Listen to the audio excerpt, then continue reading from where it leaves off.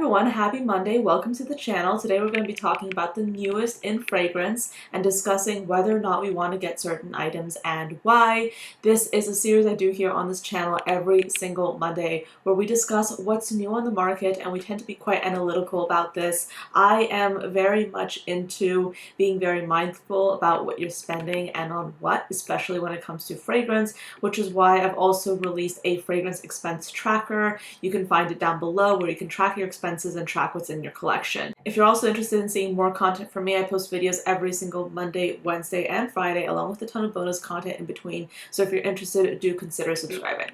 First up, we have a new release from Glossier. They are launching two new flankers in the Glossier You line. Previously, it's just been Glossier You. That fragrance is iconic. And these two new flankers will be created, or have been created, by the same perfumer that created the original Glossier You, and his name is Frank Vocal. And essentially, these fragrances will still share that ambroxan, that skin scent quality that the original one is known for. And these perfumes look like this, and they're essentially going to be more gourmand versions. So let's go into the note breakdown. So You Rev is the more gourmand of the two, I believe. We have top notes of buttercream, a mid of almond, sandalwood, iris, and plum, and then a base of ambroxan and ambrette. Then You Do is a softer woody scent with notes of violet at the top, a mid of Palo Santo, frankincense, and myrrh, and then a base of ambroxan and ambrette. I am quite curious about both of these fragrances, especially since they're introducing, I would say more with the gourmand leaning one, they're introducing notes that people have not really been familiar with in the Glossier DNA, in the Glossier You DNA. So I am very interested to see how these will play out. I actually have been contemplating getting Glossier You for quite some time. It's just hung out on like my wish list of things I want to potentially get for a really long time. And the reason I haven't actually done it is because part of me is a little bit kind of hesitant to get something that's so known for being super subtle. I kind of, at this point, I want fragrances to have an impact whenever I wear them, and I want people to smell me. I want me to smell myself. So Glossier You has always been a little bit interesting because I do love the way it smells, especially on me. But I think it's just one of those fragrances that I'm not sure. Like, I'm not sure if I want to spend money on it, you know? Because I have like, I have things that are kind of similar, but not really. I mean, I understand the Glossier You is a popular perfume though, so I'm asking you, are you excited about these new releases? Are you looking for the more gourmand one, or are you trying to lean more traditional with the You Do fragrance? So I'm really curious about what your thoughts on this are. So let's move on to the next item. Moving on, we have another fragrance by Hermetica. This is called Bloom Tea. This perfume will include top notes of white lavender, green tea extract, and clary sage, a heart of rose absolute, geranium essence, heliotrope, and pear, and then a base of musk, moss, and tonka bean. Essentially, they're trying to evoke the aesthetic of an endless spring. That's why, apparently, according to the brand, they're specifically going for color associations with the various notes. So I think that's interesting. I think if you're someone who really likes lighter green tea or green fragrances in general, this might be up your alley. I will say this, I have a few green lighter fragrances in my collection, and occasionally I do get the urge to wear them, but not most of the time. Like, I only really want to wear them when I want to like freshen myself up a bit, literally, like when I want to smell fresher, when I want to like have something zesty, and that's not that often. So I'm usually not going to go for a fragrance that looks like this or that is made up of notes like this. So this is just a pass for me because of personal preference, but I can imagine this would smell nice, but it's just not something I would go for. Next up, we have a new release by Soki London. This will be called Artemis, and this is her third fragrance release. This fragrance is inspired by, quote-unquote, the essence of the forest at night, captured in a bottle. This enchanting fragrance invites you to wander through a moonlit grove where the air is thick with the mysteries of the woodland. It's giving fairy, it's giving fae, it's giving supernatural in a very in a very nice way. And this perfume will have top notes of peach, nectarine, and plum, a heart of osmanthus flower, green leaves, and peony, and then a base of sandalwood and cedar. Just looking at the notes, this does seem like something that would be right up my alley. I'm wondering, okay, are Soki London's fragrances, I mean, obviously she's British, I believe, but like, I think she is, but are they more readily available in the UK? Like, as in, are they available somewhere where people can smell them in person? Because I don't think I don't think I've ever seen any for fragrances available here in the US, and I think they might be more readily available in the UK. Just like the notes of peach and nectarine, I really like seeing those in fragrances, but sometimes those notes can come off as like super juvenile and, dare I say, celebrity scent-esque. So this is something that I wouldn't want to buy unless I smelled it. So yeah, but it does look interesting. Have you smelled any of the Soki London fragrances? If so, let me know. Oh yeah, they also have osmanthus flower. So yeah, osmanthus usually provides like a cushiony, pillowy kind of quality to fruity notes, so it pairs really well in fruity fragrances. So yeah, it does seem promising, but I don't know, like, I mean, obviously I wouldn't blind buy it myself, but I am curious to kind of pick your brain. If you've tried Soki London fragrances, what do you think of them? And if so, do you recommend them? So we also have a new fragrance from Lush. This is called Magic of Christmas. This is a citrus cinnamon perfume with notes of grapefruit, petitgrain, cinnamon, and resins. I will say this, oh my gosh, this is like one of those videos that I'm literally anti-hauling so much, I feel like, because I don't think I've seen anything yet that I'm like, oh my gosh, this is amazing. And obviously there are things I like, but I'm not seeing anything that's like, wow. And this is also another thing that I'm like not wowed about. And I mean, okay, granted, I mean, this might smell amazing, but I've smelled some Lush fragrances and they go like pretty abrasive, not gonna lie, and it's just not my cup of tea. Sometimes they smell really good, but they're like powerhouse fragrances. And the fact that they're putting cinnamon in there makes me nervous because cinnamon can go wrong, in my opinion, so many times. Sometimes cinnamon is done like in an overdone way and it just smells scratchy. So I like a touch of cinnamon very well blended into the fragrance. Sometimes that does not occur. So when that doesn't occur, I don't want to wear the fragrance, and I'm scared this might be that because they literally are going for Magic of Christmas. So I'm guessing they're going to go for something that's like a little bit heavy on the cinnamon. So this is something that I would not buy personally. That is my personal opinion, okay? This actually looks really interesting. So we have Gallivant's Velvet Inspire. This is a perfume that's sweet, citrusy, and aromatic with notes of dulce de leche, floral notes, tonka bean, petitgrain, leather, citrus, mate, and grapes. Gallivant's one of those brands that I actually have been quite curious about for some time now. London has been on my wish list forever. It's a cucumber fragrance and it smells so good. And it's hard to find a cucumber fragrance that smells like realistic and that doesn't smell artificial, but that one is beautiful. If you're looking for a cucumber scent, try that one out. This looks interesting. I can't say I'm like drawn to like the grape note often, but I do like the idea of leather, as you all already know on this channel. I think this might be cool. This might be interesting to try. The only thing that's kind of, well, one of the things that's kind of making me hesitate on this a bit is these are fragrance notes that are like coming in from all different directions. You have dulce de leche, citrus, leather, tonka bean, and then floral notes. So I'm wondering how they've conceptualized this fragrance. Like, how is it gonna work?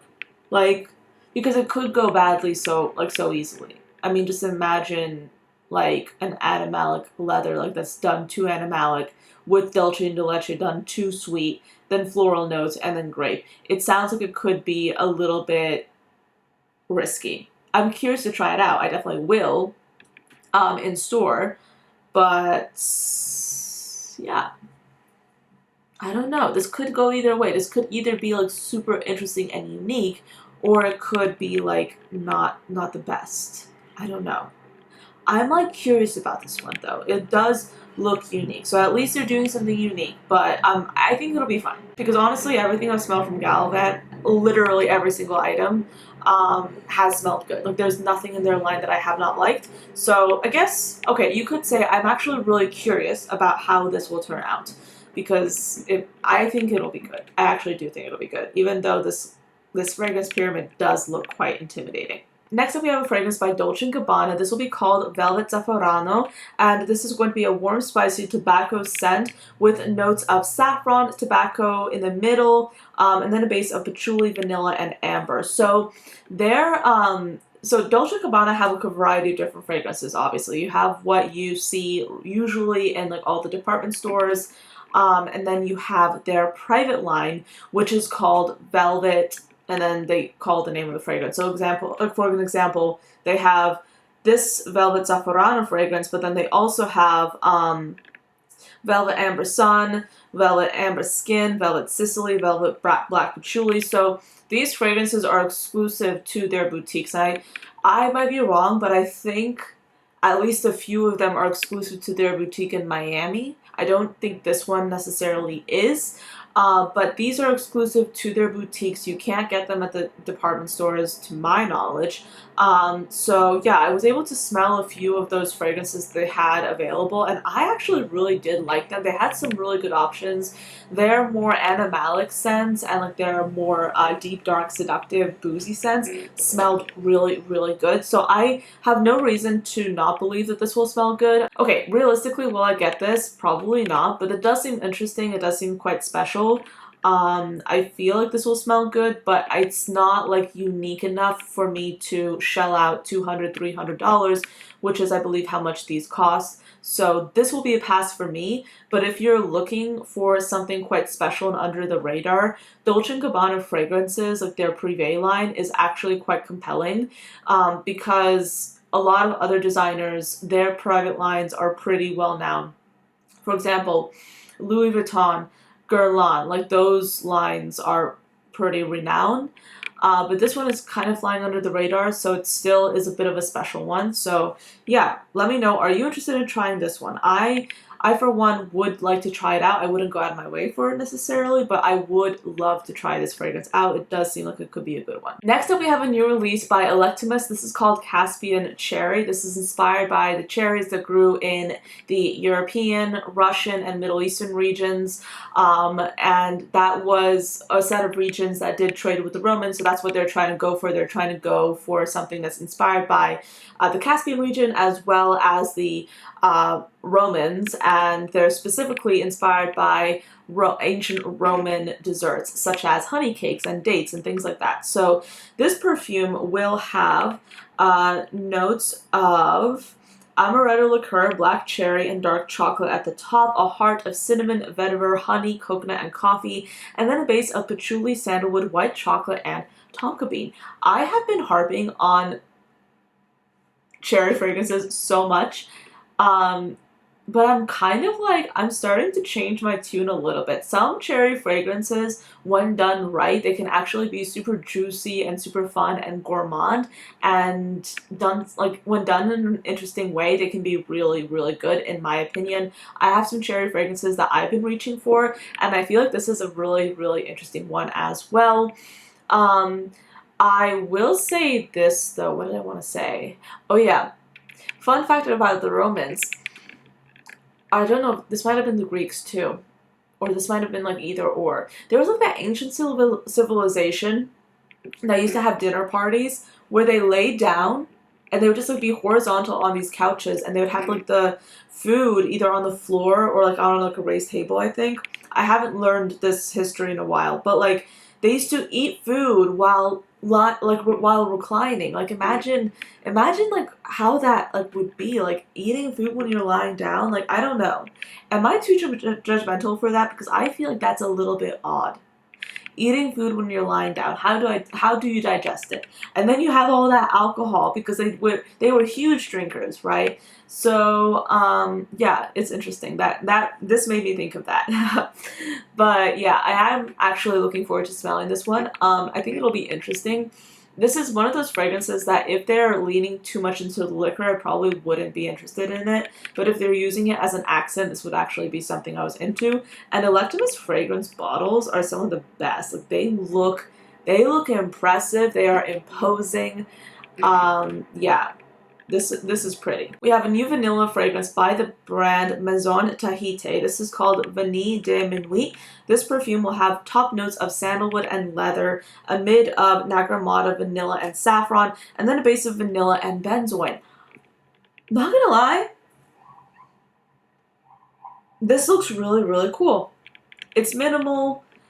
Like I would actually be interested in trying this out. Do I need another vanilla fragrance? Probably not.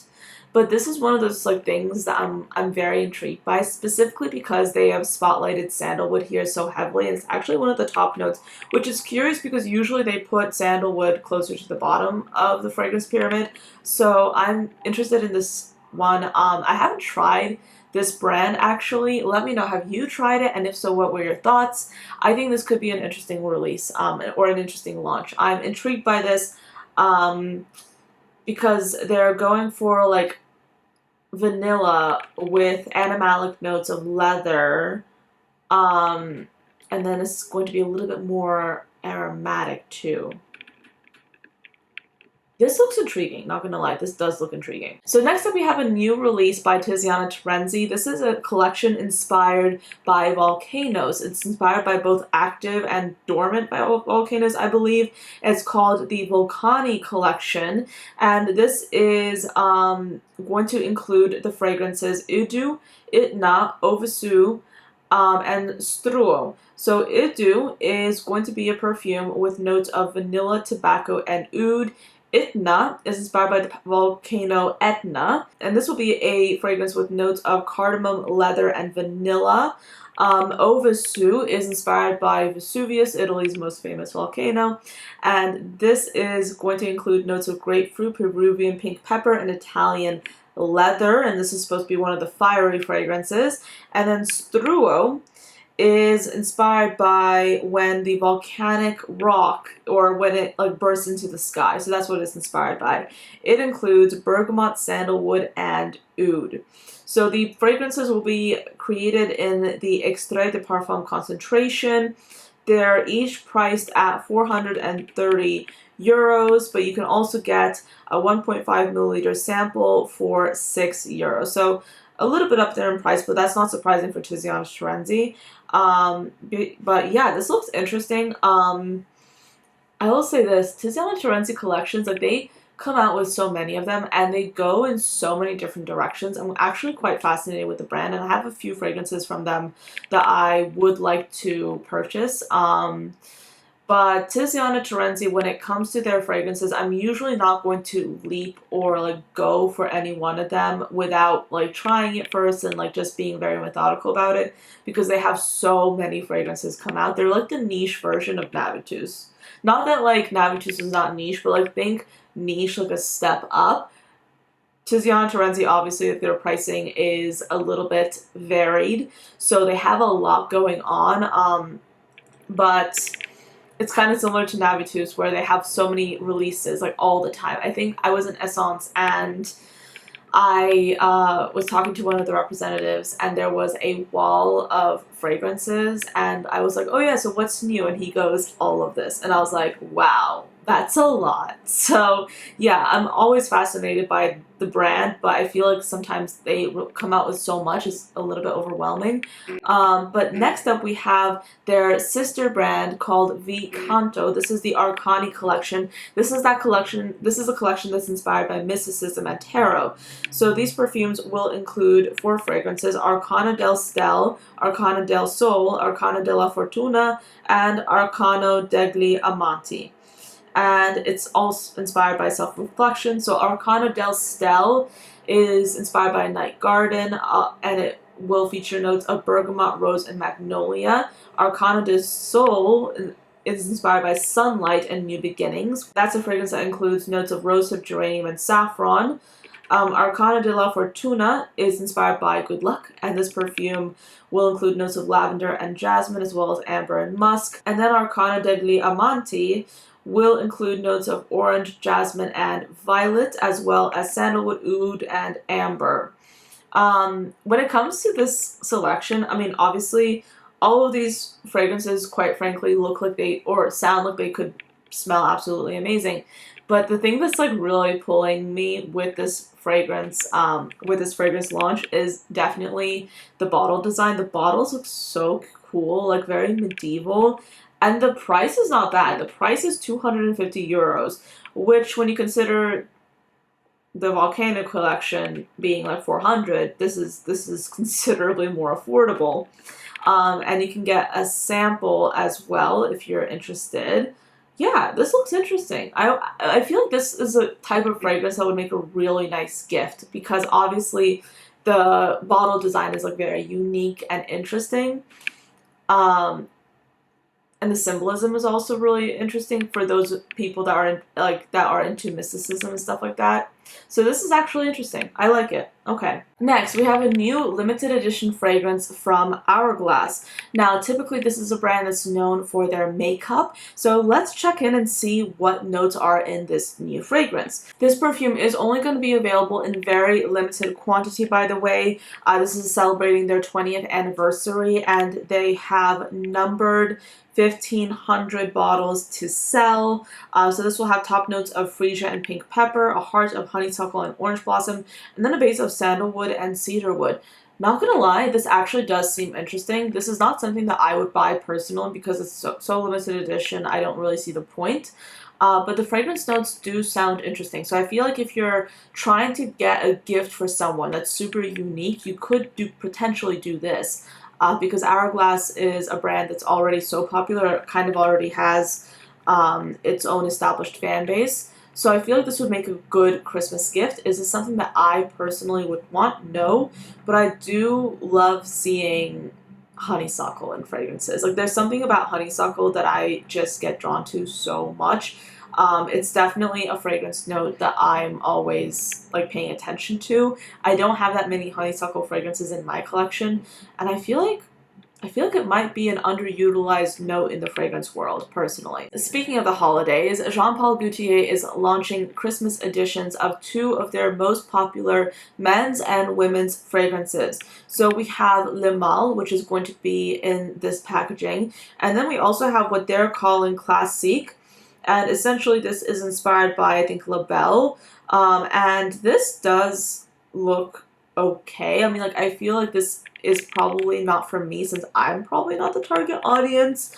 I'm not super drawn to any one of these fragrances, but I understand they're super popular. So I guess if you're trying to get a gift for someone who is really invested in either one of these fragrances, this would actually be a cool gift. This is the kind of thing that you could put up for display and you can use it for decoration. And it's also significant if the person themselves either really likes romantic art or really simply just like the fragrances. So this seems like a cool idea, but I'm not the target demographic for this, so this will be a pass for me personally. They do have a new fragrance launching called Madame. This perfume is an eau de toilette with top notes of orange zest, a heart of rose, and then a base of cedarwood and musk. This is a perfume that they're bringing back. This is a fragrance that was discontinued for 15 years, and it's supposed to be feminine and daring yet delicate. So, yeah, this perfume is, again, likely one that I'm not the target demographic for. I don't remember the original fragrance itself, so this is not something that I'm super excited about because I'm simply not familiar with it. But if you were around when this fragrance first launched, or when it was discontinued, let me know. What did you think of this fragrance? Are you excited about this coming back?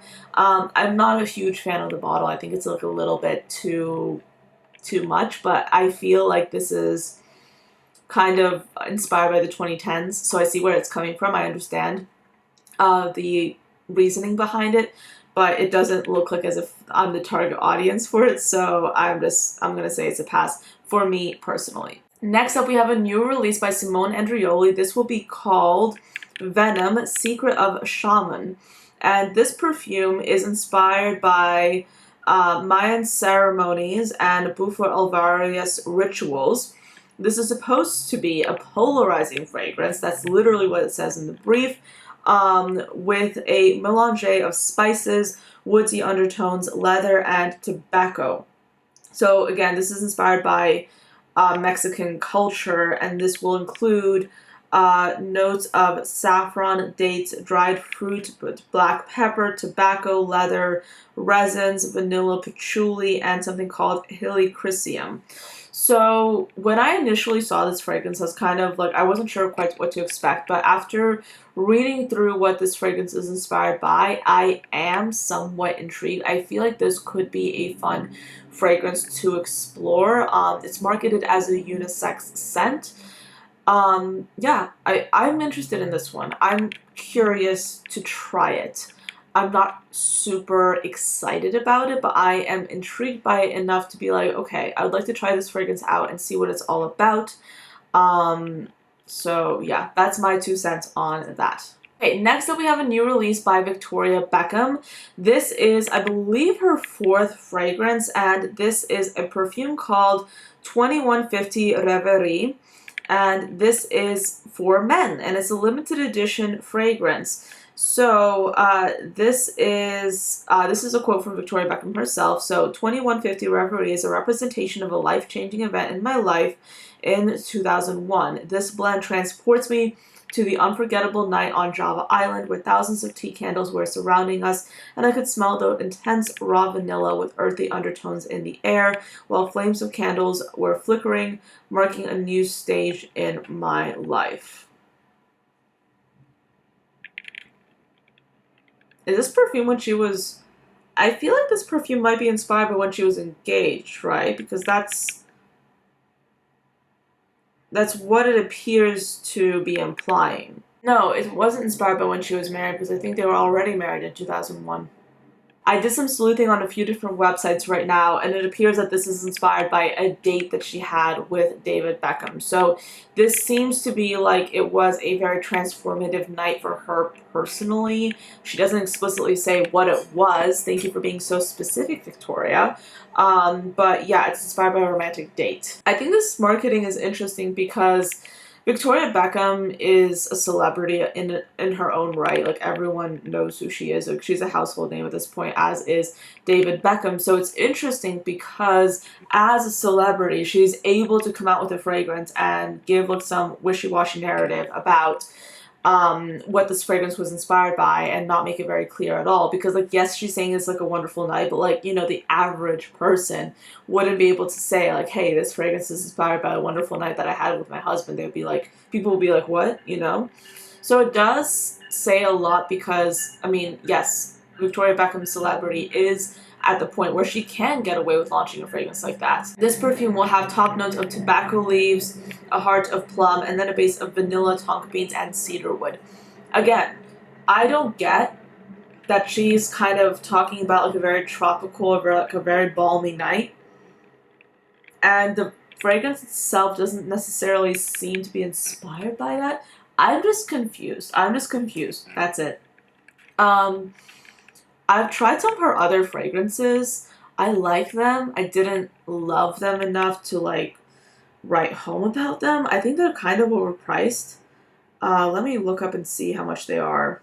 Yeah, so her fragrances are $200 for the smaller size and then $290 for the larger size. And I've seen them in person. They actually look quite chic. But I'm not excited about this. I'm sorry. Like, I'm not interested. And I know it's for men, but I wouldn't necessarily buy this for my significant other because, like, there's nothing, like, there. Unless he really liked the way it smelled. Like, and if he really liked it, oh, like, yeah. But, like, I feel like this is just kind of a half-baked marketing job. And it's really sad. Like, I feel guilty saying that because... yeah, but like I feel like it's a half-baked marketing job. I'm not understanding the inspiration behind this fragrance or why we actually need to buy it, because she's talking about a date she had with her husband, but there's no like it seems that there's such a disconnect. I mean, yeah, again, that's my personal unfiltered opinion. There you go. Alright, so that's pretty much it for this video. There were so many fragrances in this video that I was super into, and fragrances I was like, not so much. I feel like this is just one of those weeks, you know, like not every single week can be full of every fragrance that I love, and I do think it's important to be honest about that. Some of these fragrances, again, I'm actually intrigued by. Some of them I'm like, no. But last week, if you're interested in revisiting that video, we had a lot of really interesting launches that were absolutely noteworthy, and I was super excited about that video because like literally every single thing was so interesting. I mean, most of the things were. But yeah, let me know, what did you think of this video? Was there anything that stood out to you? Are there fragrances in here that you're kind of like not sure about? Let me know, give me your thoughts, let's talk about it in the comments. But yeah, thank you so much for watching until the end of this video. I hope you found it enjoyable, and I'll see you next time.